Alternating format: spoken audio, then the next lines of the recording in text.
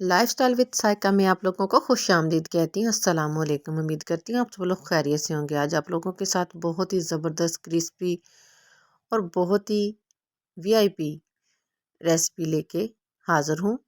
उम्मीद करती हूँ मेरी रेसिपी आप लोगों को बहुत पसंद आएगी। आज हम आलू के टिक्का कबाब रेसिपी बनाएंगे। बहुत ही आसान टिक्का बोटी को आप लोग भूल जाएंगे। टिक्का कबाब आलू ज़रूर बना के खाएंगे। बहुत ही क्रिस्पी और बहुत ही मज़े के बनते हैं और सब लोगों के आलू तो जो होते हैं फेवरेट, सबको पसंद होते हैं। लेकिन इसको तरीके के साथ, ज़बरदस्त तरीके के साथ हम बनाएंगे, आसान तरीके के साथ, और बहुत ही मज़े के बनेंगे। जो एक बार बनाएगा इसको इसको बार बार ज़रूर टिक्का बना के खाएगा। टिक्का बोटी को भूल जाएंगे, इतने क्रिस्पी और इतने ज़बरदस्त हमारे जो हैं टिक्का आलू टिक्का तैयार होंगे। बनाने का तरीका बहुत ही आसान है। आलूओं को मैंने छील लिया है। मैंने 5 अदद आलू लिए हैं, 1 किलो वज़न है इनका। इसको अच्छे से वॉश कर लिया है और इनको हमने 3 पीसेज में काट लेना है, ताकि जो क्यूब्स की शक्ल है, शेप है, जो वो एक जैसी आए। इसको हमने दरमियान से 2 पीस कर लेने हैं, कट कर लेना है, और इसकी क्यूब्स कटिंग कर लेनी है। ऐसे हमने इसकी क्यूब्स कटिंग करनी है। तमाम जो आलूओं की क्यूब्स कटिंग एक जैसी होनी चाहिए, और फिर हमारे बहुत ही ज़बरदस्त आलू टिक्का रेडी होंगे। एक बार इसको बनाएंगे तो बार बार ज़रूर इसको बना के खाएंगे। इतने क्रिस्पी और इतने मज़े के बनते हैं। बिल्कुल टिक्का बोटी वाला ही टेस्ट और फ्लेवर होता है। लेकिन आलूओं की हम बनाएंगे। मैंने तमाम आलूओं को काट लिया है क्यूब्स की शक्ल में। इसको अच्छे से वॉश करके मैंने खुश्क कर लिया है। खुश्क करके हम इसके अंदर एक रखेंगे प्लेट बाउल्स के अंदर, और इसके अंदर एक कोयला रखेंगे, जलता हुआ कोयला इसके अंदर हम रख देंगे, और इसके ऊपर एक ऑयल का चम्मच हम डालेंगे। जलते हुए कोयले के ऊपर एक ऑयल का चम्मच डालेंगे और इसको फ़ौरन से हमने कवर कर देना है, ताकि जो इसका स्मोक धुआं है वो इसके अंदर ही जज़ब हो, और ये टेस्ट बिल्कुल फ्लेवर वही आएगा टिक्का बोटी वाला। देखें, हमारी स्मोक बिल्कुल ख़त्म हो गई है और बिल्कुल ऐसे ही खुशबू आ रही है जैसे टिक्के बनने लगे हों, बिल्कुल टिक्कों वाली खुशबू। और मैंने घी को, ऑयल को गर्म होने के लिए रख दिया है। ऑयल में हम फ्राई करेंगे इस तमाम क्यूब्स को। आलूओं को मैंने इसके अंदर ऐड कर दिया है। मीडियम टू लो फ्लेम पर हमने इसको फ्राई करना है, हाई फ्लेम पर नहीं करना। इसको हमने सिर्फ 2 से 2.5 मिनट हमने इसको फ्राई करना है, हल्का सा, जो हमारे जो आलू हैं सॉफ्ट हो जाएं। ज़्यादा हमने सॉफ्ट नहीं करना इनको। इस जगह इसलिए इसको हमने ऑयल के अंदर डालना है, थोड़ा सा फ्राई करना है, ताकि ऊपर से जो है वो क्रिस्पी हों हमारे। अगर हम इसके अंदर ऊपर कोटिंग मैदे की करके डालेंगे तो वो अंदर से कच्चे रह जाते हैं। इसलिए हमने इसको अंदर से थोड़ा सा सॉफ्ट कर लेना है। और तमाम आलूओं को 2 से 2.5 मिनट हो गए हैं। अब हमने इसको बाउल में निकाल लेना है और ठंडे होने के लिए रखना है। अगर जो इसके अगला प्रोसेस है वो हम इसको ठंडे होने के बाद ही करेंगे। इसको ठंडा होने देना है। तमाम आलूओं को मैंने निकाल लिया है और ठंडे होने के लिए रख दिया है, और इसकी हमने काउंटिंग तैयार कर लेनी है मैदे की। 1 कप मैंने मैदे का लिया है, छोटे वाला। आप जितनी मकदार में आलू ले रहे हैं उस हिसाब से मैदा ले सकते हैं। और इसके अंदर 1/2 चम्मच मैं नमक ऐड कर रही हूँ। 1/2 चम्मच के अंदर नमक ऐड करेंगे, और थोड़ी सी कुटी हुई मिर्चें 1/2 चम्मच ही हम इसके अंदर ऐड करेंगे, रेड मिर्च।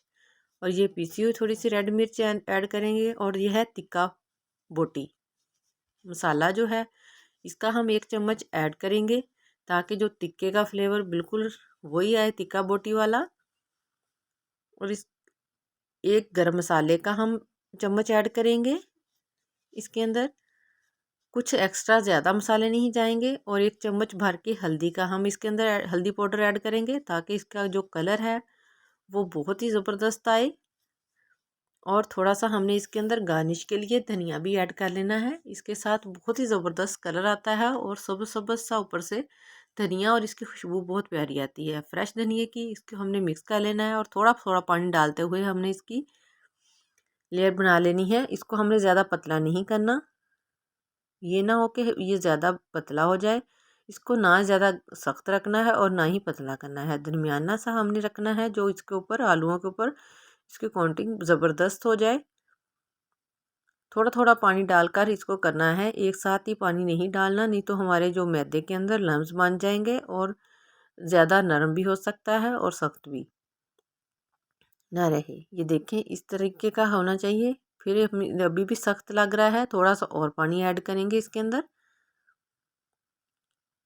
इस स्टेज पे कि इसको अगर ज़्यादा पतला हो गया तो वो उसके ऊपर कोटिंग नहीं होगी और हमारे जो टिक्का है बिल्कुल भी आलूओं के रेडी नहीं, सही नहीं बनेंगे।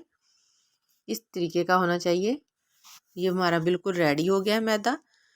अब जो क्यूब्स हैं वो भी ठंडे हो गए हैं। अब इसके अंदर तमाम आलूओं को क्यूब्स को इसके अंदर ऐड कर देंगे और हाथों की मदद से हम इसके ऊपर अच्छे से इसकी कोटिंग करेंगे।